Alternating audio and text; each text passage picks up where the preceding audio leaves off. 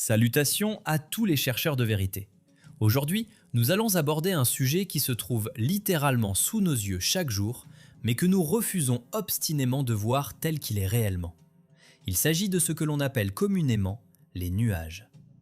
Depuis l'enfance, on nous a conditionnés à croire que ces formes blanches dans le ciel ne sont que de la vapeur condensée, de petites gouttelettes d'eau inoffensives flottant dans l'air. Mais disons-le clairement et sans détour, ce que vous avez l'habitude d'appeler des nuages au sens classique n'existe pas.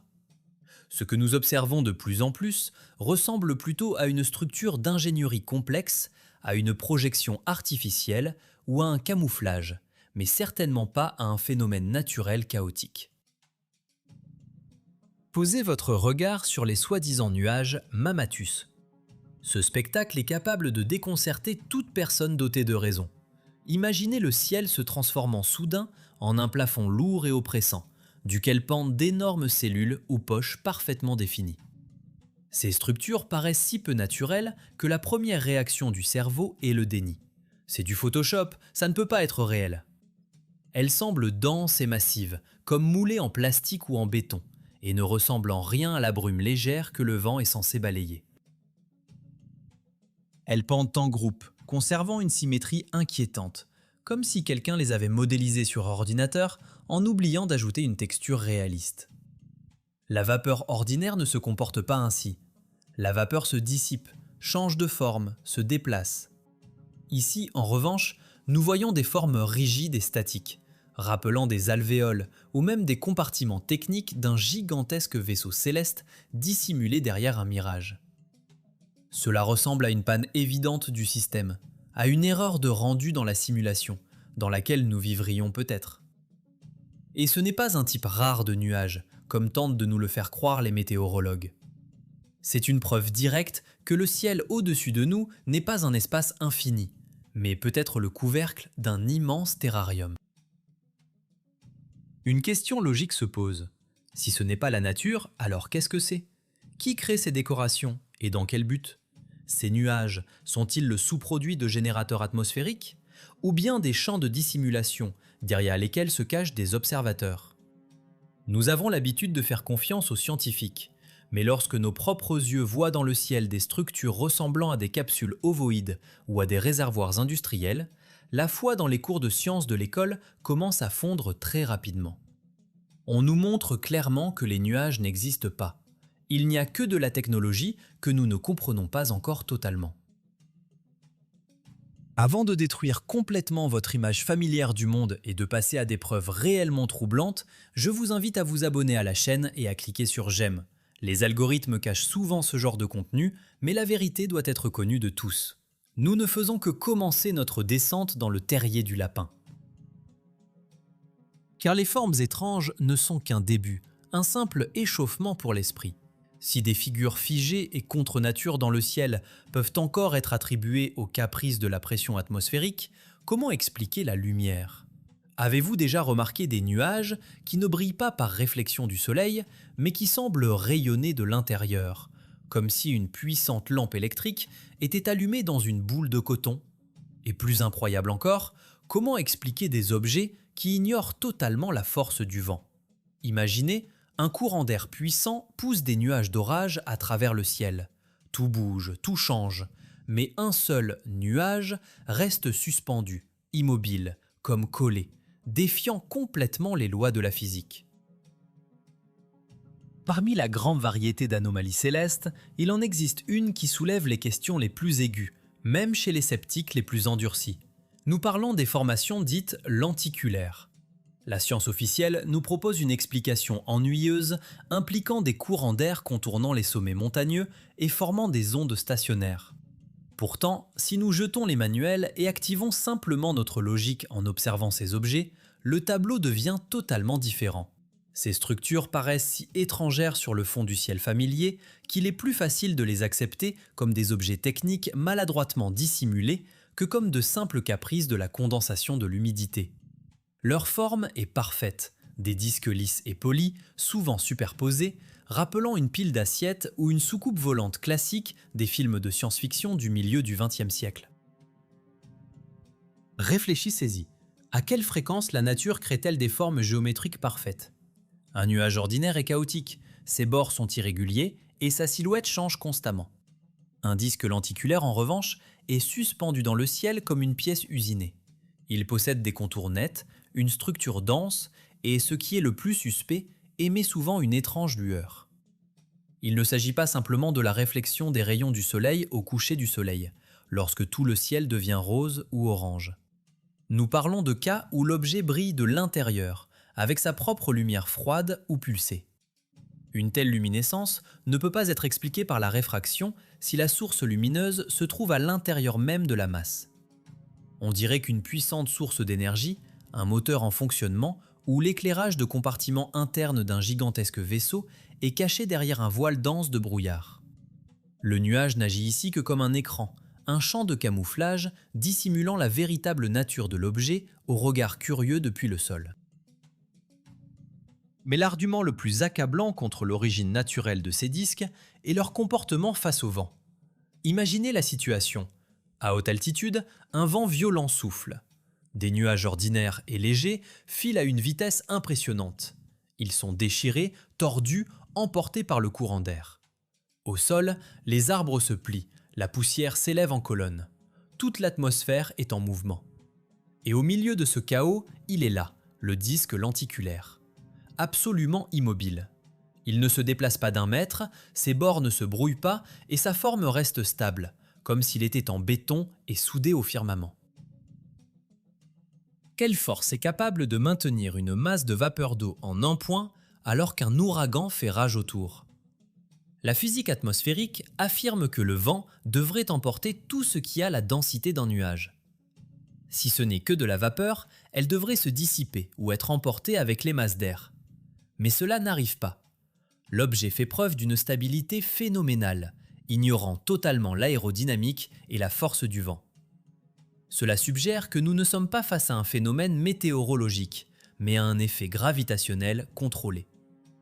Seule une technologie capable de compenser les influences extérieures et de maintenir une position malgré un ouragan peut expliquer une telle image.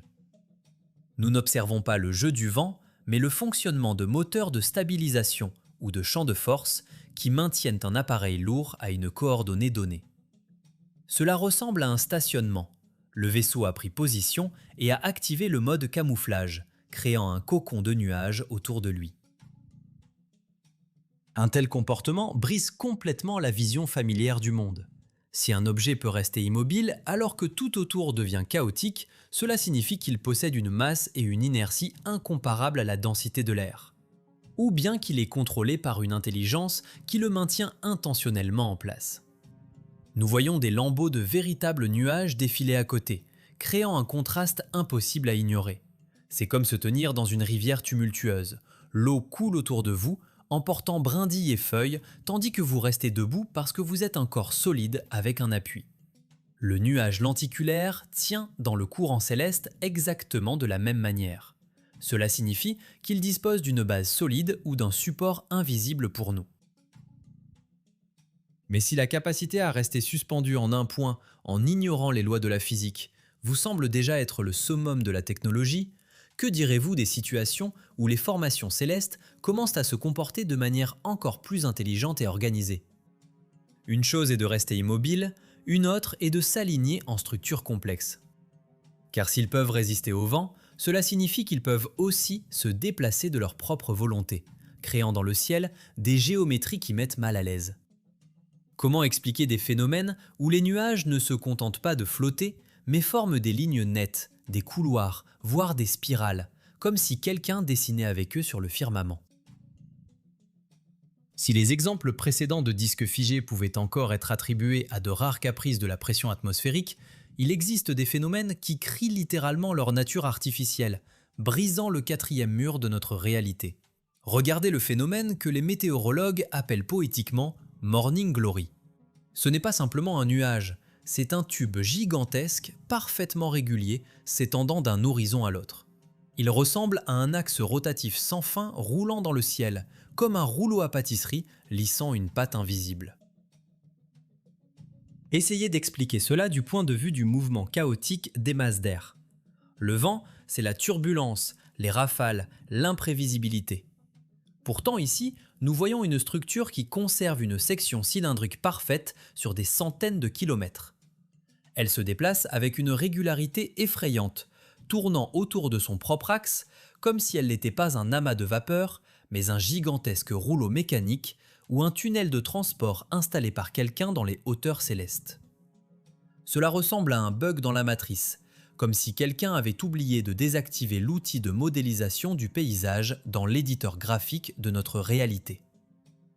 En observant cet axe en mouvement, il est difficile de se débarrasser de l'idée que nous sommes face non pas à un miracle naturel, mais à un élément technique du dôme sous lequel nous vivons, ou à la trace d'un mécanisme colossal et invisible en action. Encore plus flagrants sont les cas que l'on pourrait qualifier de Photoshop céleste. Nous sommes habitués à ce que les nuages aient des bords flous et duveteux qui se dissolvent progressivement dans l'air. Mais que dire des moments où la couverture nuageuse s'interrompt selon une ligne parfaitement droite? Imaginez le ciel divisé à la règle. D'un côté, une masse nuageuse dense, de l'autre, un bleu limpide. L'angle de coupe est de 90 degrés, comme si quelqu'un avait pris une gomme géante et effacé une partie de la texture. Dans la nature, il n'existe pas d'angle droit ni de ligne de séparation parfaite entre les milieux. Un gaz ne peut pas simplement s'arrêter devant un mur invisible. Cela ressemble à une erreur de rendu, où la carte graphique n'a pas dessiné le secteur suivant de la carte, ou à la frontière d'un champ de force au-delà duquel les décors ne s'étendent plus. Le sommet de cette absurdité réside dans les symboles qui apparaissent périodiquement au-dessus de nos têtes. Nous ne parlons pas de pareidolie accidentelle, lorsque nous imaginons un lapin ou un cheval dans les contours d'un nuage. Nous parlons de formes complexes et structurées, spirales d'ADN, croix distinctes, anneaux parfaits et même des visages détaillés. Comment le vent pourrait-il tordre de la vapeur en une double hélice? Cela nécessite une action délibérée, un vortex dirigé et contrôlé par une intelligence. Et les gigantesques yeux qui se forment parfois dans les trouées nuageuses ressemblent moins à un hasard qu'à un élément de surveillance. On a l'impression de vivre dans un immense terrarium, et que les gardiens de ce laboratoire, appelés les Zeus, opérateurs ou intelligences supérieures, s'amusent simplement. Ils dessinent des motifs absurdes dans le ciel, se moquant de nos tentatives de trouver une explication scientifique. Peut-être testent-ils notre attention. Remarquerons-nous que le ciel est factice? Ou bien s'agit-il simplement de bugs du système que personne ne se presse de corriger, parce que les habitants de l'aquarium croiront de toute façon n'importe quel conte écrit dans un manuel? Ces Easter eggs dans le ciel servent de rappel. Ce que nous voyons est un environnement contrôlé. Mais si nous supposons que tout cela est technologie, décor ou projection, la question la plus importante et la plus fondamentale se pose. Comment cela fonctionne-t-il physiquement? Si les nuages ne sont pas simplement de la vapeur poussée par le vent, mais des structures contrôlées, alors toute notre physique s'effondre. Pour maintenir de telles masses, dessiner des motifs avec elles et créer des tubes géants, il faut des principes d'interaction de la matière complètement différents. Et c'est là que nous approchons de la plus grande tromperie sur laquelle repose toute la météorologie moderne. La réponse à la question de savoir comment tout cela est possible réside dans la compréhension que la science officielle nous ment effrontément sur la base même de la vie sur Terre, le cycle de l'eau. Dès la petite enfance, littéralement dès le cours préparatoire, on nous inculque un beau conte, mais totalement irréalisable, connu sous le nom de cycle de l'eau. On nous dessine des schémas avec de petites flèches, le soleil réchauffe l'océan, l'eau s'évapore, la vapeur chaude et légère monte, se rassemble en nuages cotonneux, puis retombe sous forme de pluie. Cela semble logique, n'est-ce pas? Mais il suffit d'activer une seconde la pensée critique et de comparer cette théorie aux véritables lois de la physique pour que tout ce château de cartes s'effondre. La science officielle tente de nous convaincre que l'eau est capable de s'élever seule, contre la gravité, à plusieurs kilomètres d'altitude, d'y rester en volumes colossaux, puis de retomber de manière sélective. Décomposons cette absurdité point par point. On nous dit « l'air chaud monte ». C'est vrai, mais jusqu'à quelle limite? Tout le monde sait parfaitement qu'avec l'altitude, la température de l'atmosphère chute rapidement. Dès 2 ou 3 km, les températures négatives dominent. Logiquement, la vapeur montante, en atteignant le point de congélation, devrait se transformer en glace ou se condenser et retomber immédiatement sous l'effet de la gravité. L'énergie thermique qui la pousse vers le haut s'épuise très vite. Et pourtant, on nous demande de croire que l'humidité poursuit son ascension jusqu'à 5, 8, voire 10 km, où la température descend à moins 50 degrés. Quelle force pousse cette masse lourde et refroidie toujours plus haut ? Les lois de la thermodynamique échouent manifestement ici, ou bien elles ne fonctionnent tout simplement pas comme on nous l'enseigne. Une preuve encore plus flagrante de l'échec de la théorie officielle est l'existence de la grêle. Réfléchissez-y. Des blocs de glace tombent du ciel, parfois de plusieurs kilogrammes. Ce ne sont pas de légers flocons de neige, ce sont de véritables projectiles. Les scientifiques affirment que ces blocs sont maintenus en l'air par des courants ascendants. Vraiment ? Essayez de maintenir une brique en l'air avec un sèche-cheveux. Pour soutenir une bombe de glace ne pesant que 500 grammes, il faudrait un courant ascendant d'une force si monstrueuse qu'il déchirerait des avions et détruirait tout sur son passage. Pourtant, nous voyons un ciel calme où des nuages bourrés de tonnes de glace restent suspendus paisiblement et ne tombent qu'à un moment donné. La gravité, qui nous plaque au sol, fait pour une raison obscure une exception pour ces entrepôts de glace. Cela contredit le bon sens. Un objet lourd doit tomber s'il n'a ni moteur ni support. Or, la grêle n'a ni l'un ni l'autre. Donc, ce qui maintient cette masse là-haut a une nature très éloignée des simples courants d'air naturels. Si la théorie de l'évaporation est correcte, regardons les installations industrielles. Les chaufferies, les centrales électriques et les usines rejettent dans l'atmosphère des colonnes de vapeur chaude et de fumée. La température et la pression y sont énormes. Cela devrait être l'exemple parfait de la formation de nuages. Mais que voyons-nous en réalité ? Même la colonne de fumée la plus puissante s'élève à 100, peut-être 200 mètres. Puis elle perd son énergie, se refroidit et s'étale à l'horizontale ou se dissipe. Elle ne grimpe pas à 5 km pour devenir un nuage cumuliforme. Si un rejet brûlant provenant d'une cheminée ne peut pas pénétrer l'atmosphère au-delà de quelques centaines de mètres, comment l'évaporation fraîche de la surface d'une rivière le pourrait-elle ? La différence d'énergie est colossale et pas en faveur de la nature. Nous sommes confrontés au fait que la physique atmosphérique, décrite dans les manuels, ne résiste pas à une vérification élémentaire par l'observation. L'eau est une substance lourde. 1 mètre cube d'eau pèse 1 tonne. Un nuage de taille moyenne contient des milliers de tonnes d'eau. Affirmer que ces milliers de tonnes restent en suspension simplement grâce aux différences de température, c'est faire preuve d'une naïveté extrême. La gravité est implacable et ne peut pas être désactivée de manière sélective. Par conséquent, si l'eau monte là où la fumée ne le peut pas et reste suspendue là où elle devrait tomber comme une pierre, cela signifie qu'une autre force agit. Une force mécanique artificielle. Si la physique naturelle est incapable de soulever cette eau et de la maintenir en l'air, la conclusion s'impose. Quelqu'un ou quelque chose le fait activement. Le processus qui amène l'eau dans le ciel n'est pas une évaporation passive, mais une extraction active de ressources. Et le plus effrayant, c'est que nous disposons d'une confirmation factuelle de ce processus, qui renverse complètement l'idée même de l'origine de la pluie. Si nous cessons de considérer le ciel comme une toile de paysage naturel et que nous le regardons comme un immense site industriel, de nombreuses incohérences prennent soudain tout leur sens. La preuve la plus terrifiante et en même temps la plus fascinante de cette théorie réside dans ce que l'on pourrait appeler les trous noirs de l'atmosphère. Nous avons l'habitude de penser que la foudre est une décharge frappant de haut en bas, une punition céleste ou simplement une rupture électrique. Mais comment expliquer alors des phénomènes où d'énormes tentacules électriques ne frappent pas la Terre, mais au contraire s'en éloignent ? Il existe des anomalies où l'on peut voir des flux d'énergie et du plasma être aspirés vers l'épicentre d'un vortex sombre dans le ciel. Ce n'est pas une émission d'énergie, c'est son absorption.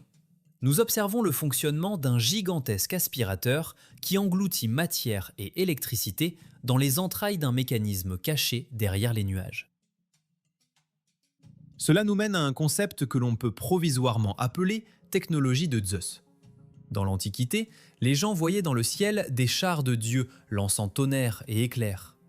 Aujourd'hui, avec un vocabulaire technique, nous pouvons réinterpréter ces légendes.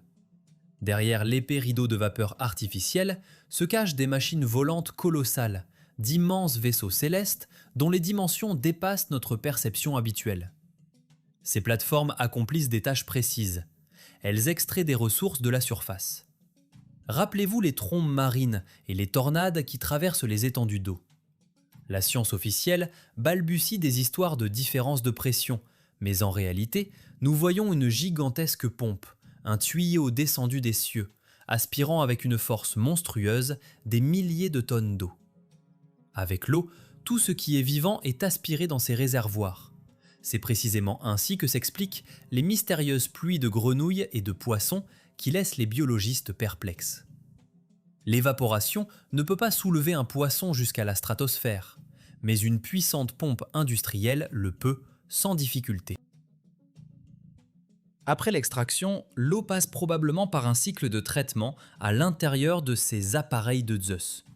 Peut-être sert-elle à refroidir des réacteurs, à produire de l'hydrogène ou à d'autres besoins techniques que nous ne pouvons que deviner. Et c'est là que commence la partie la plus intéressante, le rejet des déchets. Ce que nous appelons la pluie n'est dans de nombreux cas pas le résultat d'une condensation, mais le simple déversement de ballast ou d'eau technique. Souvenez-vous de l'aspect d'une soi-disant averse ponctuelle. Vous marchez dans une rue sèche, le soleil brille, et soudain, littéralement 10 mètres devant vous, l'eau s'abat comme un mur. Ce n'est pas une pluie frontale couvrant toute la ville, c'est une colonne d'eau étroite et concentrée provenant d'un seul nuage, souvent petit et à l'apparence étrange. On dirait que quelqu'un, dans le ciel, a simplement ouvert un robinet ou une vanne. L'eau tombe verticalement, en un jet puissant, et s'arrête tout aussi brusquement dès que le réservoir est vide. Aucune progressivité, aucune montée en puissance typique des processus naturels. C'est une action mécanique. On ouvre la vanne, on vide l'excédent de liquide, on ferme la vanne. De telles chutes d'eau locales détruisent totalement la théorie de la lente saturation de l'air en humidité suivie de précipitations. Si tel était le cas, la pluie aurait toujours des limites floues. Or, nous observons une géométrie nette de l'eau qui tombe, possible uniquement avec un déversement dirigé depuis un volume limité. Nous arrivons ainsi à une conclusion sombre mais logique. La pluie n'est souvent pas un phénomène naturel, mais un sous-produit du fonctionnement d'installations de haute technologie dissimulées au-dessus de nos têtes. Nous sommes arrosés avec des eaux usées comme des plates-bandes dans une serre, strictement selon un calendrier ou lorsque les réservoirs débordent. La prise de conscience que ce qui flotte au-dessus de nous n'est pas simplement de la vapeur, mais une armada d'objets cachés procédant à l'extraction de ressources et au rejet de déchets change complètement la perception de la réalité. Le grondement du tonnerre devient le bruit de moteur. Les éclairs ressemblent à des opérations de soudage ou au fonctionnement de centrales électriques. Et les pluies torrentielles à la vidange de citernes. Tout cela ressemble au scénario d'un film de science-fiction ou au délire d'un fou, mais seulement pour ceux qui continuent de croire aveuglément à des manuels écrits il y a un demi-siècle. Pour ceux qui sont prêts à ouvrir les yeux et à comparer les faits, l'image du monde devient terriblement claire. Et c'est précisément cette clarté qui nous permet d'avancer et de poser les bonnes questions. En résumant tout ce qui précède, nous arrivons à une conclusion inévitable, peut-être effrayante, mais qu'il n'est plus possible d'ignorer.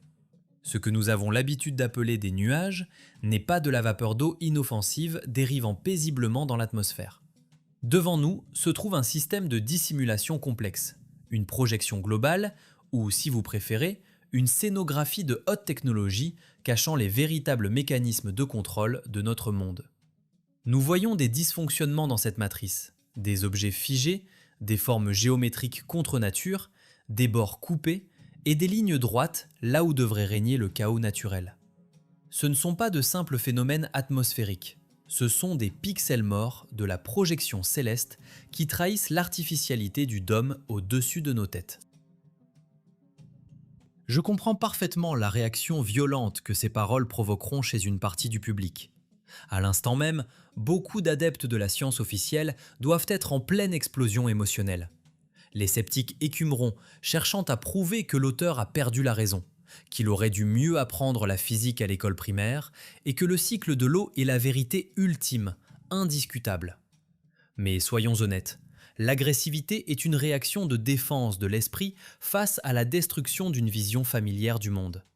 Il est bien plus simple et rassurant de croire ce qu'on nous a dit en première classe que d'admettre l'idée que nous avons été trompés toute notre vie consciente. Les commentaires furieux de ceux qui se considèrent comme des experts scientifiques ne changeront rien à ce que nous voyons de nos propres yeux. Leurs manuels ne peuvent pas expliquer pourquoi des tonnes d'eau restent suspendues dans l'air contre la gravité, ni pourquoi des nuages se déplacent à contre-vent. La foi aveugle dans les dogmes rend l'homme commode pour le système, mais elle éteint la pensée critique.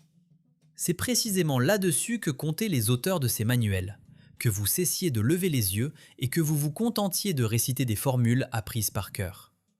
Mais la réalité, telle qu'elle nous est donnée par l'expérience directe, raconte une toute autre histoire. Votre physique scolaire craque de toutes parts lorsque vous voyez un gigantesque tube céleste rouler à l'horizon, ou une pluie s'allumer et s'éteindre comme sur simple pression d'un bouton. C'est pourquoi je ne vous demande pas de me croire, bien au contraire, je l'affirme, ne me croyez pas. Ne croyez pas les présentateurs télé, ne croyez pas les scientifiques autoritaires, et ne croyez pas les vieux livres. À notre époque, personne ne mérite une confiance aveugle. Le seul critère de vérité, c'est votre propre expérience et vos propres yeux. Je vous appelle à une action accessible à tous, mais pratiquée par très peu. Levez les yeux. Détachez-vous des écrans de smartphone, sortez dehors et observez le ciel pendant au moins une demi-heure. Pas d'un regard furtif, mais attentivement, avec la question « Comment cela fonctionne-t-il » Et vous verrez ce dont nous avons parlé aujourd'hui. Vous remarquerez comment les nuages se dissolvent et apparaissent de nulle part en quelques secondes. Comment ils brillent d'une lumière étrange et prennent des formes impossibles pour un gaz. Vous serez témoin par vous-même des dysfonctionnements de ce gigantesque terrarium. Vérifiez tout par vous-même. Devenez des chercheurs, pas des consommateurs d'informations. Le sujet des nuages et des technologies célestes n'est que la partie émergée de l'iceberg, une infime portion du mensonge colossal qui nous entoure. Nous ne faisons que commencer à en gratter la surface. Si vous remarquez vous aussi ces étrangetés, si vous sentez que le décor de notre monde commence à se fissurer, révélant une réalité à la fois terrifiante et fascinante, ne restez pas silencieux. Écrivez vos observations dans les commentaires, partagez ce que vous avez vu. Nous sommes nombreux, et ensemble nous pouvons assembler le puzzle de la vérité. Abonnez-vous à la chaîne et activez la cloche pour ne pas manquer les prochaines analyses, car le système n'aime pas que ses secrets soient révélés. Nous continuerons à exposer ce monde, quels que soient les dogmes. À la prochaine fois, chercheurs!